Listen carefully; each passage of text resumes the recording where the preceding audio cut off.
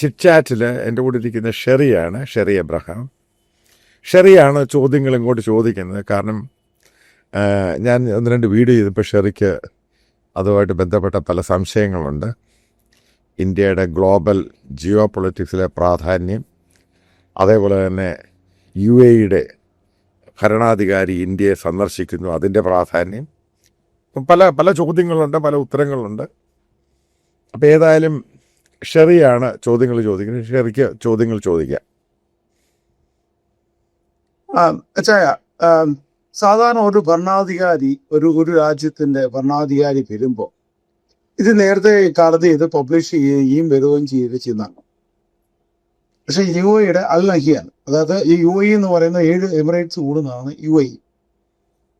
അതിൽ ഏറ്റവും സമ്പന്നമായ എമിറേറ്റ് എന്ന് പറയുന്നത് അബുദാബിയാണ് ശരിക്കും.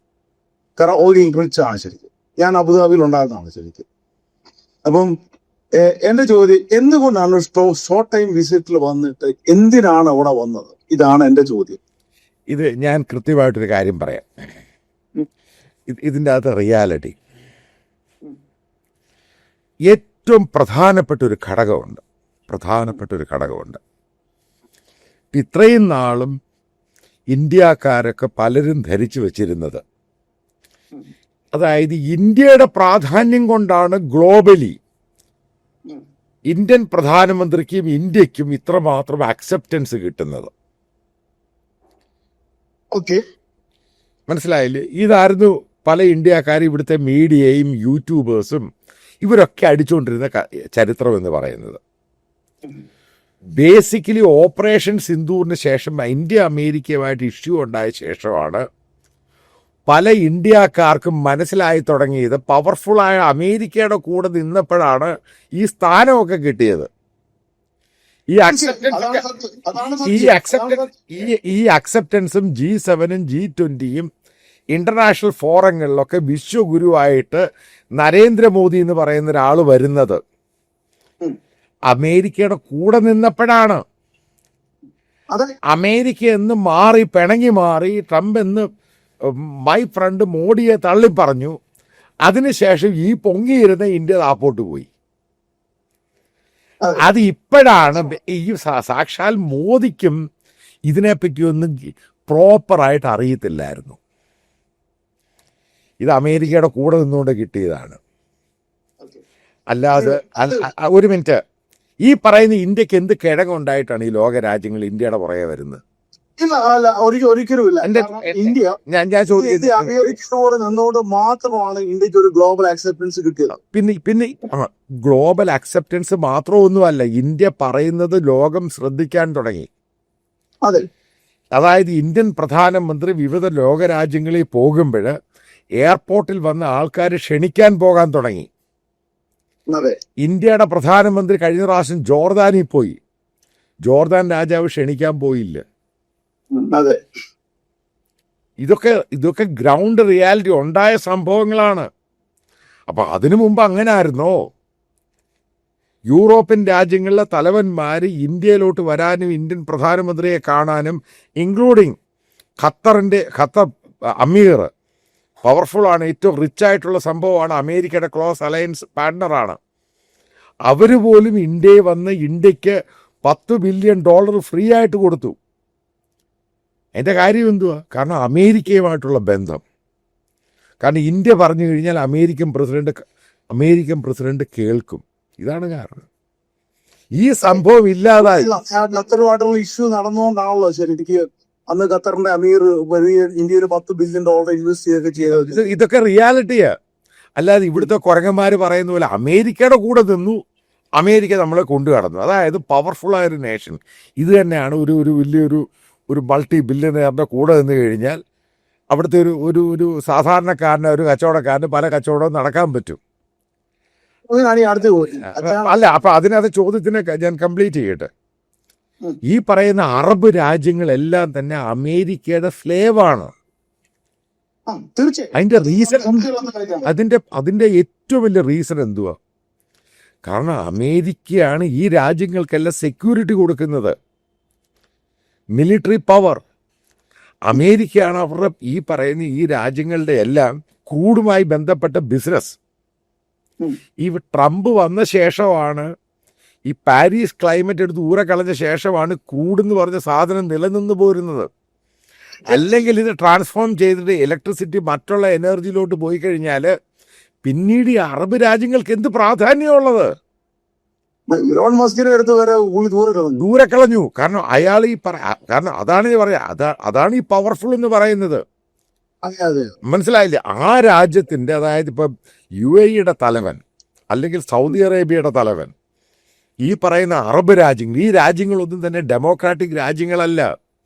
ഇത് മൊണാർക്കി ഏത് സമയത്തും തെറിക്കാം. കയ്യാലപ്പുറത്തിരിക്കുന്ന തേങ്ങ പോലെയുള്ളൂ ഈ രാജ്യങ്ങള്. അത്രേ ഉള്ളൂ. എന്ന് അമേരിക്ക തീരുമാനിക്കുന്ന ഇവരെ പുറത്താക്കണം, ഇവരെ പുറത്താക്കാം. കാരണം വേറൊരാൾ അവിടെ വെച്ചിട്ടുണ്ട്, അയാളെ മാറ്റി അടുത്ത ആളെ വെക്കാൻ. അവരൊരു ബാക്കപ്പ് വെച്ചിട്ടുണ്ട് എപ്പോഴും. അത് മനസ്സിലാക്കുക, ഇത് റിയാലിറ്റിയാ. അപ്പോൾ ഈ ഓപ്പറേഷൻ സിന്ധുവിന് ശേഷം ഉണ്ടായ പ്രശ്നമെന്ന് പറയുന്നത് പാകിസ്ഥാൻ എന്ന് പറഞ്ഞ രാജ്യത്തിന് മേജർ അഡ്വാൻറ്റേജ് കിട്ടി.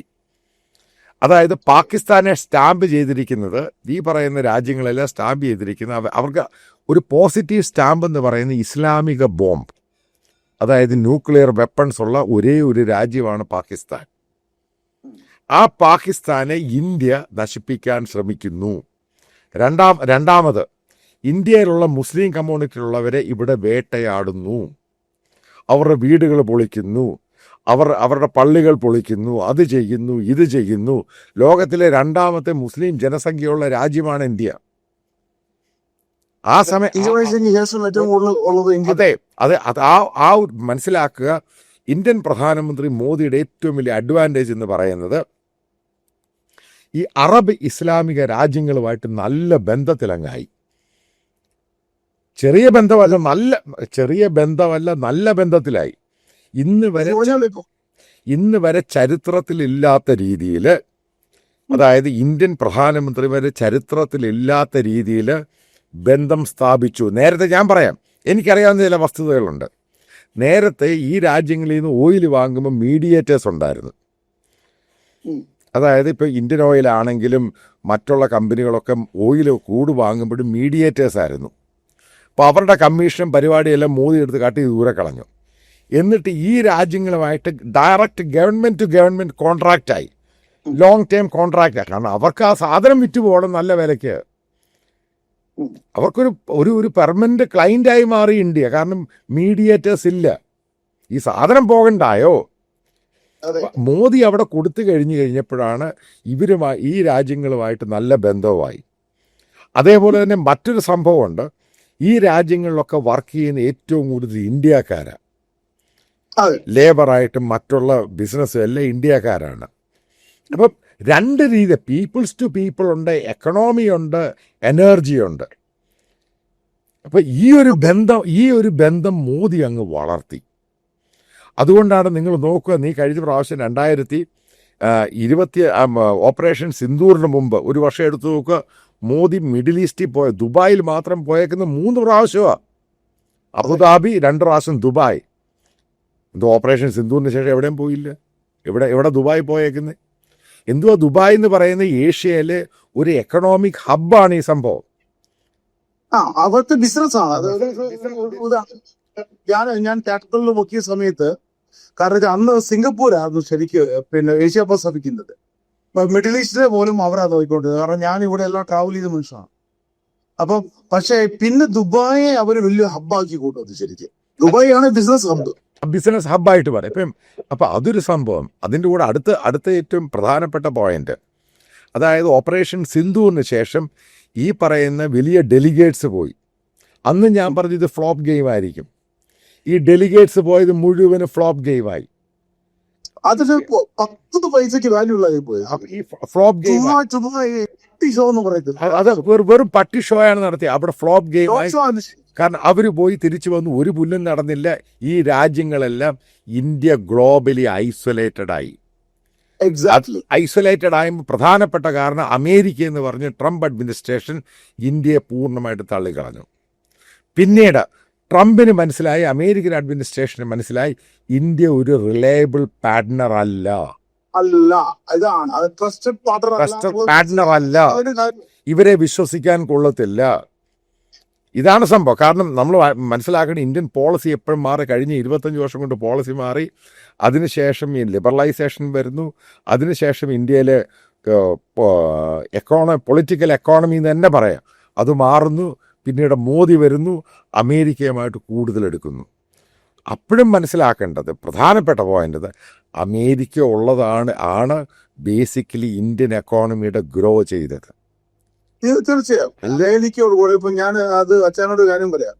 ക്ലിന്റൺ മുതലാണ് ശരിക്കും നമ്മൾ ആ ഒരു ചേഞ്ച് കാണുന്നത്. ക്ലിന്റൺ വന്നു, അതിനുശേഷം George Bush 2 time, Clinton 2 time, George Bush 2 time, പിന്നെ ഒബാമയുടെ 2 ടൈം, ട്രംപ് വന്നു. ശരിക്കും ആ സമയത്തൊക്കെ ഇന്ത്യൻ എക്കണോമി ഗ്രോ ചെയ്തുകൊണ്ട് അല്ല, അതിനു മുമ്പ് എവിടെയാണ് ചൈനക്കെതിരെ തന്നെ ഇന്ത്യയെ വളർത്തിക്കൊണ്ടുവരിക എന്ന് ഒരു ചെയ്തത് നല്ല കാര്യമാണ്. പക്ഷെ നമ്മൾ അതിന്റെ അഡ്വാൻറ്റേജ് ഇത് RSS ആണോ എന്ത് കുന്തമാണെന്ന് എനിക്കറിയത്തില്ല.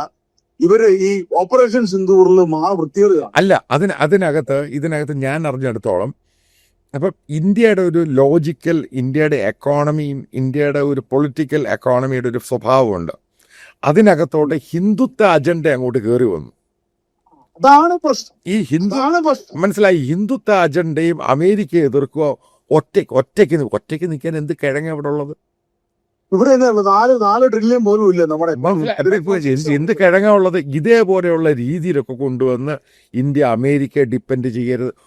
ഒന്നില്ലെങ്കിൽ നിങ്ങൾ ഡിപ്പെൻഡ് ചെയ്തോണം. മനസ്സിലായി. പിന്നീട് അടുത്ത പ്രശ്നം എന്ന് പറയുന്നത്, നമ്മൾ റഷ്യയുടെ നിന്ന് കൂടുതൽ ക്രൂഡ് മേടിച്ച് കഴിഞ്ഞപ്പോഴാണ് ഉണ്ടായ സംഭവം, ഈ മിഡിൽ ഈസ്റ്റ് രാജ്യങ്ങളിലെ ക്രൂഡിന്റെ എണ്ണം അങ്ങ് കുറച്ചു, വോളിയം കുറച്ചു. അത് ഈ രാജ്യത്തോട് ചെയ്യുന്ന പ്രശ്നമല്ല, കാരണം ഇത്രയും ഇന്ത്യക്കാരോട് ജോലി ചെയ്യില്ലേ, ഒരു ട്രസ്റ്റ് ഉണ്ട്. മനസ്സിലായി. ആ ട്രസ്റ്റ് ഈ രാജ്യങ്ങളില്ലാതെ ഇസ്ലാമിക രാജ്യങ്ങൾ പാകിസ്ഥാന്റെ കൂടെ പോകുന്ന രീതിയിലോട്ട് അങ്ങ് മാറി. ആ ഒരു സന്ദർഭത്തിൽ ഗ്ലോബലായിട്ട് അമേരിക്ക തന്നെ ഇന്ത്യയോട് ആവശ്യപ്പെട്ടു, വളരെ വിശ്വസനീയമായ സോഴ്സുകളെ അറിഞ്ഞതാണ്, ആവശ്യപ്പെട്ടു ഈ പറയുന്ന ഇസ്ലാമിക രാജ്യങ്ങളുമായിട്ട് ഇന്ത്യ ബന്ധം റീബിൽഡ് ചെയ്യണം. അപ്പം മോദിയും ഈ പറയുന്ന നഹ്യാനുമായിട്ട് പേഴ്സണൽ റിലേഷൻഷിപ്പ് ഉണ്ട്. ഇഷ്ടം പോലെ ഗുജറാത്തികൾ മിഡിൽ ഈസ്റ്റിൽ കച്ചവടം നടത്തുന്നവരുണ്ട്. അത് അങ്ങനെയാണ് ഇവർ തമ്മിൽ കൂടുതൽ ബന്ധത്തിലോട്ട് പോകുന്നത്. നഹ്യാൻ എന്ന് പറയുന്ന പക്ക ബിസിനസ്സുകാരനാണ്, ഒരു നല്ല മനുഷ്യനാണ്, മോഡറേറ്റ് ഇസ്ലാമിക ലോകത്തിൻ്റെ ഒരു ഭരണാധികാരിയാണ്. ഓക്കെ. അപ്പോൾ അയാൾക്ക് ഇന്ത്യയുമായിട്ട് നല്ല ബന്ധത്തിൽ പോകണം, ഇന്ത്യയുമായിട്ട് ബിസിനസ് സ്ട്രാറ്റജിയും റിലേഷൻഷിപ്പ് ഒക്കെ കൊണ്ടുപോകണമെന്ന് താല്പര്യമുണ്ട്. അവർക്ക് ഇന്ത്യയുടെ സെക്യൂരിറ്റിയും മണ്ണാകട്ടിയൊന്നും വേണ്ട. അവരുടെ അവർക്ക് അമേരിക്കൻ സെക്യൂരിറ്റി ഉണ്ട്. പിന്നെ അവർക്ക് ഇസ്രായേൽ എന്ന് പറഞ്ഞ രാജ്യം അവരുടെ കൂടെ, പിന്നെ അവർക്ക് ഇന്ത്യയുടെ എന്ത് മണ്ണാകട്ടിയാണ് വേണ്ടത്? അത് ഇന്ത്യയുടെ ന്യൂക്ലിയർ വെപ്പൺസ്, ഇതൊക്കെ അറിയാത്ത പൊട്ടന്മാർ. അങ്ങനൊന്നും വെപ്പൺസ് പാകിസ്ഥാനി വെപ്പൺ എടുത്തിട്ട് അമേരിക്ക കൊടുക്കാം, ഈ സൗദിക്ക് കൊടുക്കാം, നടക്കുന്ന കാര്യമല്ല. അതെടുത്ത് ടർക്കിക്ക് കൊടുക്കാൻ പറ്റുമോ? ഇത് ന്യൂക്ലിയർ വെപ്പൺസ് വെൽ മോണിറ്റേർഡ് ആണ്, അത് അനക്കാൻ പറ്റത്തില്ല എൻ്റെ അറിവനുസരിച്ച്. അതൊന്നും അല്ല ഇവിടുത്തെ ഇഷ്യൂ. ഇവിടെ ഇന്ത്യൻ പ്രധാനമന്ത്രി ഇയാളോട് റിക്വസ്റ്റ് ചെയ്യുവാണ്. ആവശ്യപ്പെട്ടാലൊന്നും, കാരണം നല്ല ദൂരെ കളയും. അദ്ദേഹത്തോട് ആവശ്യപ്പെട്ടതാണ് ഇന്ത്യയിലൊന്ന് വരിക, ഒന്ന് ജസ്റ്റ് കണ്ടൊരു ചായ കുടിച്ചിട്ട് തിരിച്ചു പോയിക്കോളൂ, ഒരു മെസ്സേജ് കൊടുക്കുക ലോകത്തിന്. അതായത് ഇസ്ലാമിക രാജ്യങ്ങളുമായിട്ട് ഞങ്ങൾ എതിർപ്പില്ല. കാര്യം നോക്കട്ടെ, കഴിഞ്ഞ ക്രിസ്മസ് ഇപ്പൊ അധികം ദിവസമായില്ല, ജനുവരി, പിന്നെ നമ്മളിപ്പോ ജനുവരിയിലാണ് നിൽക്കുന്നത്. അപ്പം ക്രിസ്മസിന് പിന്നെ ഇവിടെ ഇന്ത്യയിലുള്ള ക്രിസ്ത്യൻസിനെ അറ്റാക്ക് ചെയ്തു, UAE ക്രിസ്ത്യൻസിനെ അവിടുത്തെ അറ്റാക്ക് ചെയ്ത് നടന്നോ? ഇതാണ് നമ്മൾ പഠിക്കേണ്ട ഒത്തിരി പാഠമുണ്ട്. ഇന്ത്യ എന്ന് പറയുന്നത് ആരാണ് ചോദ്യം ചോദിക്കുന്നത്? അച്ഛനാണ് ആൻസർ. അത് ബേസിക്കലി ഒരു സംഭവമുണ്ട്. ഇസ്ലാമിക രാജ്യം, അതായത് നമ്മൾ ഈ പറയുന്ന വെൽ കൾച്ചേർഡ് ആയിട്ടുള്ള രാജ്യം, ഇപ്പോൾ സൗദി അറേബ്യ ഉണ്ട്. അവിടെയൊക്കെ കഴിഞ്ഞ അങ്ങേ പ്രാവശ്യം ക്രിസ്മസ് സ്റ്റാറുകളും അലങ്കാരങ്ങളും ഒക്കെ ഉണ്ടായി. ഇറാനിൽ പോലും ഡെക്കറേഷനും പരിപാടികളും. ആദ്യമായിട്ട് അയത്തുള്ള അലി ഖമൈനി ക്രിസ്തുമസ് സന്ദേശം കൊടുക്കുന്നു. ഇതൊക്കെ പോകട്ടെ, ഇതൊക്കെ അവിടെ നിൽക്കട്ടെ. പാകിസ്ഥാൻ അവരുടെ ചരിത്രത്തിൽ ആദ്യമായിട്ട് ഗവൺമെന്റ് സ്പോൺസേഡ് ക്രിസ്തുമസ് റാലി നടത്തി. പാകിസ്ഥാന്റെ ആർമി ചീഫ് അവിടെ പ്രൊട്ടസ്റ്റന്റ് ചർച്ചിൽ പോയിട്ട് ക്രിസ്തുമസ് സന്ദേശം കൊടുക്കുന്നു. എന്താണ് ഇതിന്റെ അർത്ഥം? ഇതാണ് ബേസിക്കലി ഇന്ത്യയിലെ സംഘപരിവാറുകാരും മനസ്സിലാക്കണം.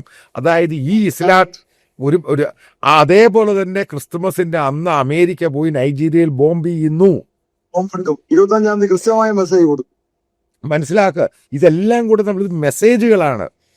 അതായത് അമേരിക്ക എന്ന് പറഞ്ഞ രാജ്യം, പ്രത്യേകിച്ച് ട്രംപ് അഡ്മിനിസ്ട്രേഷൻ എന്ന് പറയുന്നത്, അതായത് അമേരിക്ക എന്ന് പറയുന്ന രാജ്യം ക്രിസ്ത്യൻ ഫൗണ്ടേഷനിൽ ഉണ്ടായതാണ്. അതിൻ്റെ ചരിത്രം എടുത്തു നോക്കുക. പിൽഗ്രിം ഫാദേഴ്സ് ആണ് അമേരിക്ക. അതിൻ്റെ പേരിലാണ് അത് താങ്ക്സ് ഗിവിംഗ് ഡേ എന്നൊക്കെ പറയുന്നത്. അതിൻ്റെ റീസൺ അത് പിന്നെ ഇവിടെ വന്നിട്ട് താങ്ക്സ് ഗിവിംഗ് എന്നൊക്കെ പറയുന്ന അവധി അവിടുത്തെ സെലിബ്രേഷൻ്റെ ഭാഗം ഇതാണ്. അതായത് ഫൗണ്ടേഷൻ. ഇന്ത്യ എന്ന് പറയുന്ന ഒരു സെക്കുലർ നേഷനാണ്. ഇന്ത്യ ഒരു ഹിന്ദു നേഷൻ ആയിരുന്നുവെങ്കിൽ ഒരു കാരണവശാലും ലോകത്തുള്ളൊരൊറ്റ രാജ്യം ഇന്ത്യയുമായിട്ട് സഹകരിക്കത്തില്ല. അപ്പൊ ഒരു മിനിറ്റ് ഞാൻ പറയാം. സഹകരിക്കാത്തതിന്റെ കാര്യം എന്താണ്? കാരണം ലോകത്തുള്ള മറ്റ് പല രാജ്യങ്ങൾക്കും അവരവരുടേതായ ചെറിയ ചെറിയ രാജ്യങ്ങളാണ്. ഈ പറയുന്ന അറബ് രാജ്യങ്ങളാണെങ്കിലും ഈ യൂറോപ്യൻ രാജ്യങ്ങളാണ്, അവരൊക്കെ ചെറിയ രാജ്യങ്ങളാണ്. അപ്പം എന്തുകൊണ്ടാണ് ഇന്ത്യക്കാരെ ലോകത്ത് മുഴുവൻ അക്സെപ്റ്റ് ചെയ്യുന്നത്? ഇന്ത്യക്കാർ സെക്കുലർ ആയതുകൊണ്ടാണ്, ഹിന്ദുത്വക്കാരനായതുകൊണ്ടല്ല. ഓക്കെ, എന്തുകൊണ്ടാണ് രണ്ടു ദിവസം മുമ്പ് ബ്രിട്ടനിലൊരു സ്കൂളിൽ ഒരു ഇന്ത്യക്കാരനായ ഹിന്ദു ഒരു കുട്ടി തിലകം ഇട്ടുകൊണ്ട് പോയി. അവനെ സ്കൂൾ അതോറിറ്റി എടുത്ത് ഊറെ കളഞ്ഞു. അല്ല, നമുക്കത് ഫീൽ ചെയ്യും. കാരണം നമ്മൾ ഇന്ത്യക്കാര്, നമ്മുടെ കൂടെ ഹിന്ദുക്കളും മുസ്ലിങ്ങളും ഒക്കെ ഉണ്ട്. നമുക്കിതൊന്നും നമ്മൾ കാരണം അങ്ങനെ ജീവിക്കുന്ന. പക്ഷെ ഹിന്ദുത്വ എന്ന് പറയുന്ന സാധനം വെച്ച് കളിക്കുവാണെങ്കിൽ ഞാൻ കൃത്യമായിട്ട് ഷെറിയോട് പറയാം, ഇന്ത്യ ഒറ്റപ്പെടും. ഇന്ത്യ ഒറ്റപ്പെട്ട് കഴിഞ്ഞു. കാരണം ഞാനത് പറയാം, ഞാനിവിടെ ഇത് കണ്ടതും ഫീൽ ചെയ്തതുമാണ്. കാരണം വെച്ചാല് ഇന്ത്യയിൽ 2-2.5% ക്രിസ്ത്യൻ കമ്മ്യൂണിറ്റി, അത്രേ ഉള്ളൂ. ഓക്കെ, പക്ഷേ അവിടെയാണ് നമ്മളെ ഈ ക്രിസ്ത്യൻ കമ്മ്യൂണിറ്റിയെ ടോർച്ചർ ചെയ്യുന്നത്. അല്ലെങ്കിൽ നമ്മളിപ്പോൾ കണ്ടു, കഴിഞ്ഞ ക്രിസ്മസിന്റെ സമയത്തൊക്കെ കണ്ടു. എന്നാൽ അമേരിക്ക എന്ന് പറയുന്ന ഒരു രാജ്യത്തിന്റെ ഒരു കൾച്ചർ ഉണ്ട് ശരിക്കും. ആ കൾച്ചർ എന്താ വെച്ചാൽ നിങ്ങൾക്ക് എല്ലാ മതവിശ്വാസങ്ങളും അനുവദിച്ചിട്ടുണ്ട്. ഓക്കെ, അവർക്ക് ഇവിടെ അമ്പലങ്ങളുണ്ട്, ഹിന്ദു കമ്മ്യൂണിറ്റിക്ക് അമ്പലമുണ്ട്. കൃത്യമായിട്ട് ഞാൻ പറയാം, ഹിന്ദു കമ്മ്യൂണിറ്റിയെ ടാർഗറ്റ് ചെയ്ത് കഴിഞ്ഞു പിന്നെ ട്രംപ് അഡ്മിനിസ്ട്രേഷൻ. കാരണം നിങ്ങൾ എന്താണ് അവിടെ കാണിക്കുന്നത്? ഇന്ത്യയിൽ 2.5% ഇതൊരു ക്രിസ്ത്യൻ കൺട്രിയാണ്. ഞാനൊരു വർഗീയത പറയുകയല്ല, ഞാനൊരു ക്രിസ്ത്യാനിയായിട്ട് പറയുന്നുമല്ല. പക്ഷെ എങ്കിലും യാഥാർത്ഥ്യങ്ങൾ മനസ്സിലാക്കണം.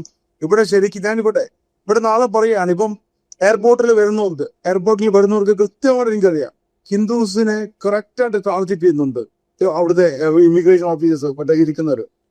ഓക്കെ, ഇത് എന്റെ കാരണം എന്ന് വെച്ചാൽ നിങ്ങൾ എന്താണ് കാണിക്കുന്നത്, അത് ഇന്ത്യയിൽ കാണിക്കുന്നതിന് തിരിച്ചടി അത് തന്നെയാണ് ഇവിടെ നടക്കുന്നത്.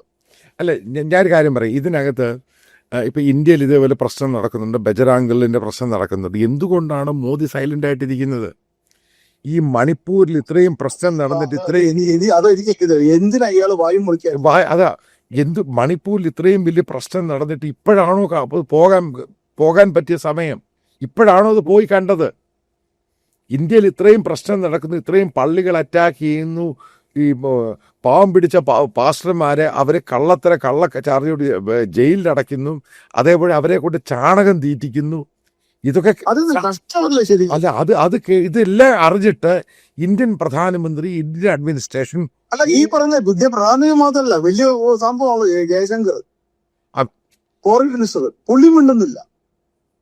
അതെ, ആലോചിച്ച് നോക്ക്, ഇന്ത്യൻ പ്രധാനമന്ത്രിക്ക് ഡാവോസിൽ പോകാൻ സാധിക്കുന്നില്ല, ട്രംപിനെ പേടിച്ച്. ഇത് ഒരു കാര്യം ഞാൻ പറയാം.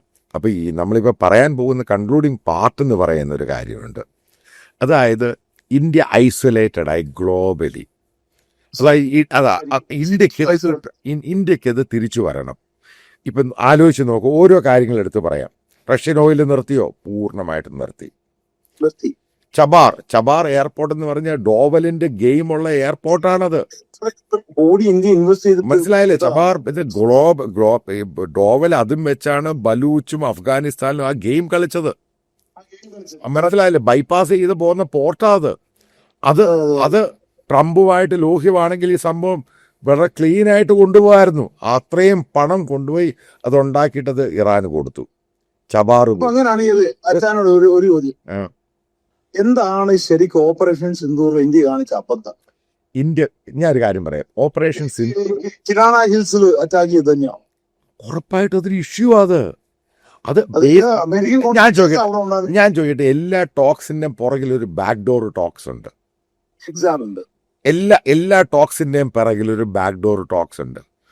ആ ബാക്ക് ഡോർ ടോക്സിന്റെ ഭാഗമായിട്ട് തന്നെയാണ് ഈ പറയുന്ന UAE അഡ്മിനിസ്ട്രേറ്റർ അതിന്റെ പുറകിൽ നടന്ന ടോക്സ് കഴിഞ്ഞ് എങ്ങനെയെങ്കിലും ഒരു ഫേസ് കാണിക്കുക. അത് പുറത്ത് പറയുന്നില്ല. കാരണം ഇന്ത്യക്ക് ഈ സമയത്ത് ഇമേജ് ബിൽഡ് ചെയ്തേ മതിയാവത്തുള്ളൂ. ഇന്ത്യൻ സ്റ്റോക്ക് മാർക്കറ്റ് ഇന്ന് പോയത് 1100 പോയിന്റാണ്. ഏകദേശം 12 ലക്ഷം കോടി രൂപ വൈപ്പ് ഔട്ട് ചെയ്തു. ഔട്ട്ഫ്ലോ മുഴുവനും നടക്കുകയാണ്. കാരണം ഇന്ത്യയിൽ ആരും ഇൻവെസ്റ്റ് ചെയ്യുന്നില്ല. ഇത് യാഥാർത്ഥ്യമാണ്. കാരണം ഇത് റിയാലിറ്റിയാണ്. അത് അറബ് രാജ്യങ്ങൾ, ഇസ്ലാമിക രാജ്യങ്ങൾ ഇന്ത്യയോട് പുറംതിരിഞ്ഞ് നിൽക്കുകയാണ്. ഓപ്പറേഷൻ സിന്ദൂർ എന്ന് പറയുന്ന കാണിച്ച ബ്ലണ്ടർ. അതായത് ഈ ഒരു കാര്യം മനസ്സിലാക്കുക, അമേരിക്കയോട് മാത്രമൊന്നുമല്ല നമ്മൾ ചോദിച്ചിരിക്കുന്നത്. ഈ പാകിസ്ഥാനെ അറ്റാക്ക് ചെയ്യുന്ന സമയത്ത് അവിടെ നമ്മൾ ഈ UAE സംസാരിച്ചിട്ടുണ്ട്, ടർക്കിയോട് സംസാരിച്ചിട്ടുണ്ട്, സൗദി അറേബ്യയോട് സംസാരിക്കും, ബ്രിട്ടനോടും ഫ്രാൻസിനോടും ഒക്കെ സംസാരിച്ചിട്ടുണ്ട്. ഈ രാജ്യങ്ങളെല്ലാം തന്നെ പറഞ്ഞു ഇപ്പോൾ ചെയ്യരുത്. ഒരൊറ്റ രാജ്യം അതാണ് അച്ഛൻ പറഞ്ഞ ആ പോയിന്റ്. ടൈമിംഗ് ആണ് ഇൻക്ലൂഡ് ഇന്ത്യയോട് ഈ പോകുന്ന സമയത്ത് ഈ രാജ്യങ്ങളൊക്കെ പറഞ്ഞു ഇപ്പോഴതിന് പറ്റിയ സമയമാണ്. ഒന്നാമത് ആ സമയത്ത് ഇസ്രായേൽ ഇറാൻ ടെൻഷൻ നടക്കുകയാണ്. ഗാസ ടെൻഷൻ അതൊക്കെ മൂർധന്യാവസ്ഥയിൽ നിൽക്കുകയാണ്. രണ്ടാമത് റഷ്യ ഉക്രൈൻ വാർ. അമേരിക്ക ഭയങ്കര എൻഗേജ്ഡ് ആണ്. ലോകം മുഴുവൻ എൻഗേജ്ഡ് ആണ്. ഈ സമയത്ത് ചെയ്യരുത്. അമേരിക്ക JD വാൻസ് പോലും ഇന്ത്യൻ എക്സ്റ്റേണൽ അഫയേഴ്സ് മിനിസ്റ്ററോടും ഇന്ത്യൻ അഡ്മിനിസ്ട്രേഷനോടും പറഞ്ഞു ഇപ്പോഴിത് ചെയ്യരുത് എന്ന് പറഞ്ഞു. അതല്ലാതെ ബേസിക്കലി ഉണ്ടായ സംഭവം ഹിന്ദുത്വ സംഭവം പെട്ടെന്ന് കയറി അങ്ങ് അലേർട്ടായി. ഈ ഫാൽഗാം എന്ന് പറഞ്ഞ് നമുക്ക് ഒരിക്കലും ജസ്റ്റിഫൈ ചെയ്യാൻ പറ്റത്തില്ല. ആ രീതിയിൽ ഹിന്ദുക്കളെ പിടിച്ച് മാറ്റി കൊന്നു. പക്ഷേ അത് റിറ്റാലിയേഷൻ കൊടുക്കണം, അത്യാവശ്യമായിട്ട് കൊടുക്കണം. പക്ഷെ ചാടി കയറി അമേരിക്ക ഇപ്പോൾ പോയി ഇറാനിൽ അറ്റാക്ക് ചെയ്ത സമയത്ത് ഇസ്രായേൽ പറഞ്ഞ സമയമായിട്ടില്ല, വെയിറ്റ് ചെയ്യാൻ പറഞ്ഞു. അതായത് ഖമേനിയെ കംപ്ലീറ്റ് ടാർഗറ്റ് ചെയ്ത് റെഡിയാക്കി വെച്ചിരിക്കുകയാണ്. പക്ഷെ അന്നേരം അമേരിക്ക പറഞ്ഞു വേണ്ട എന്ന് പറഞ്ഞു. അതിന്റെ റീസൺ ഉണ്ട്. ഒരു പ്രിപ്പറേഷൻ ടൈമുണ്ട്. എപ്പോഴും ഒരു പ്രിപ്പറേഷൻ ടൈമുണ്ട്. അപ്പോൾ അതിന് ഗ്ലോബലായിട്ടൊരു അക്സെപ്റ്റൻസ് കിട്ടണം. അതുപോലെ അമേരിക്കയുടെ പച്ചക്കൊടി വേണം. അതെ, അവർ പറയണം ഓക്കെ നിങ്ങൾ ഇപ്പോൾ ചെയ്യുക എന്ന് പറഞ്ഞാൽ ചെയ്തോണം. പക്ഷെ അവരുടെ അക്സെപ്റ്റൻസ് കിട്ടിയില്ല. എന്നിട്ട് അമേരിക്ക ലാസ്റ്റ് ഇവരോട് പറഞ്ഞു ഓക്കെ നിങ്ങൾ പാകിസ്ഥാനോട് ഇൻഫോം ചെയ്യാൻ പറഞ്ഞു. ഇതൊക്കെ ജയശങ്കർ പറഞ്ഞ പബ്ലിക് പ്ലാറ്റ്ഫോമിൽ പറഞ്ഞ. അതിന് പാകിസ്ഥാനെ ഇൻഫോം ചെയ്യുന്നു ഞങ്ങൾ ഇന്ന സ്പേസ് അറ്റാക്ക് ചെയ്യുന്നു, പക്ഷെ മിലിറ്ററി ടാർഗറ്റ് ഇല്ല എന്ന് പറഞ്ഞു. അലേർട്ടായി. ഇപ്പം ഇന്ത്യയുടെ റീഡിങ് മുഴുവനും തകർന്നു പോയി. നമ്മള് കംപ്ലീറ്റ് കഴിഞ്ഞ 25 വർഷം കൊണ്ട് ഉണ്ടാക്കിയെടുത്തത് കഴിഞ്ഞ 50 വർഷം കൊണ്ട് ഇന്ത്യ ഉണ്ടാക്കിയൊരു വാർ ഡോമിനേഷൻ ഉണ്ട്. എയർ വാർഫെയറിനകത്ത് ഗ്ലോബലായിട്ട് ഏറ്റവും കൂടുതൽ ആരാണ് എയർ ഡോമിനൻസ് ഉള്ളത് അവൻ വാറിൽ വിജയിക്കും. മനസ്സിലായി? അതാണ് ഗ്ലോബൽ ഇന്നും. ഇതിന്റെ കൂട്ടത്തിൽ ഒരു ക്വസ്റ്റ്യൻ എനിക്ക് ആഡ് ചെയ്യാനുണ്ട്. എന്തുകൊണ്ട് 2 PSLV ഫെയിൽ ആയി? ഉറപ്പായിട്ടും ഇത് ഞാനിപ്പോൾ ഒരു സീനിയർ ISROയുടെ ഒരു സയന്റിസ്റ്റുമായിട്ട് ഇപ്പോൾ കുറച്ച് 10 മിനിറ്റ് മുമ്പ് ഈ ടോപ്പിക്ക് തന്നെ സംസാരിച്ചുകൊണ്ടിരുന്നു. അപ്പം ഞാൻ പുള്ളിയോട് ചോദിച്ചപ്പം പുള്ളിയോട് പറഞ്ഞത് ഇത് 3rd സ്റ്റേജിലാണ് 2 ഫെയിലിയറും ഉണ്ടായേക്കുന്നത്. ആദ്യം 2 ഫെയിലിയർ. അപ്പം എന്നോട് പുള്ളി പറഞ്ഞൊരു കാര്യമുണ്ട് കേട്ടോ. പുള്ളി വളരെ സീനിയറാണ്. എന്നോട് പറഞ്ഞൊരു കാര്യമുണ്ട്. ഈ 2 ഫെയിലിയറും ഉണ്ടായേക്കുന്നത് ഓപ്പറേഷൻ സിന്ദൂറിന് ശേഷം. അവിടെ ഒരു സ്പൈ ഏജൻസി വർക്ക് ചെയ്തു. അടുത്തത് ഈ 2 ഈ രണ്ട് ഫെയിലും തേർഡ് സ്റ്റേജിലാണ് ഉണ്ടാക്കുന്നത്. മറ്റുള്ള ഇഷ്യൂസ് ആയിരിക്കും. പക്ഷേ ഒരു കാര്യം പറഞ്ഞു, ഇത് രണ്ടും ഡിഫൻസിൻ്റെ സ്പൈ ആയിട്ടുള്ള സാറ്റലൈറ്റ് ക്യാരി ചെയ്ത സാധനമാണ്. അതെ. ഓക്കെ, കാരണം ഇത് ഫുള്ളി മോണിറ്റർ ചെയ്യാൻ വേണ്ടി ചെയ്ത സംഭവമാണ്. അതുമല്ല, ഇവർക്ക് വരുന്നതിന് മുമ്പ് ആദ്യത്തെ ഫെയിലിയർ ആയി കഴിഞ്ഞപ്പോൾ അന്നത്തെ ISROയുടെ എനിക്കൊന്ന് മലയാളി മറ്റേ ഒരാളുണ്ടല്ലോ, മലയാളിയായിരുന്നു, മറ്റേ ശിവന് ശേഷം വന്നയാൾ, അല്ല പേരെനിക്ക് ഓർമ്മയില്ല. അപ്പോൾ അതിനകത്ത് ISROയ്ക്കകത്ത് സോമനാഥ് ISROയ്ക്കകത്ത് ഈ വലിയ രീതിയിലുള്ള പ്രൈവറ്റൈസേഷൻ നടക്കുകയാണ്. അപ്പം അതിൻ്റെ ഭാഗമായിട്ട് ഈ പറയുന്ന നേരത്തെ ശിവൻ എന്ന് പറഞ്ഞ ആൾ ചെയർമാനായിട്ടിരുന്ന സമയത്ത് അയാൾ പ്രൈവറ്റൈസേഷന് അനുകൂലമായിരുന്നു. ഇന്ത്യൻ കാരണം ഇന്ത്യയുടെ ഒരു പോളിസിയുടെ ഭാഗമാണ്.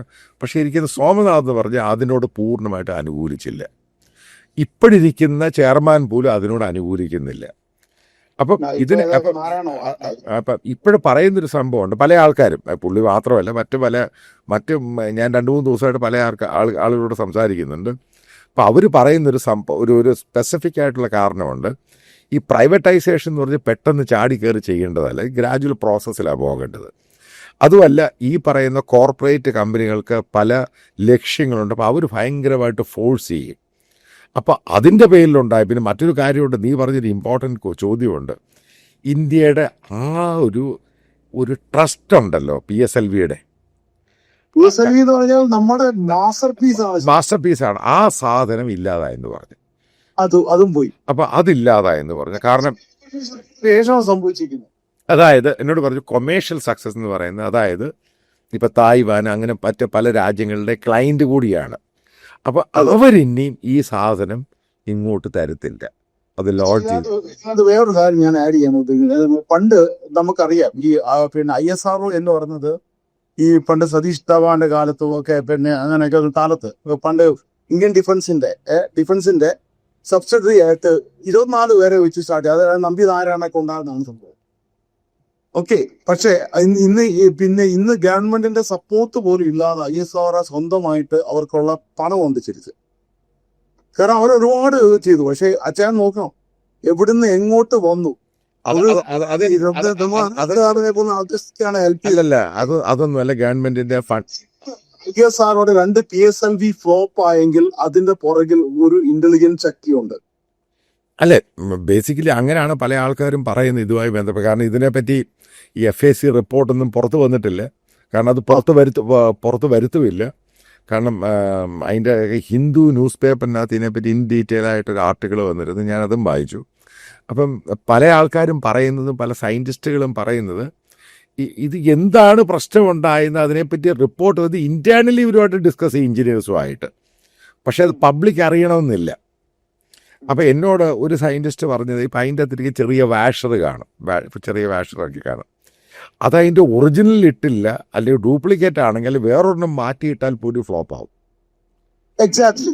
കാരണം ഞാനൊരു മെക്കാനിക്കൽ എഞ്ചിനീയറാണ്, എനിക്കിതിനെ അറിയാം നന്നായിട്ട്.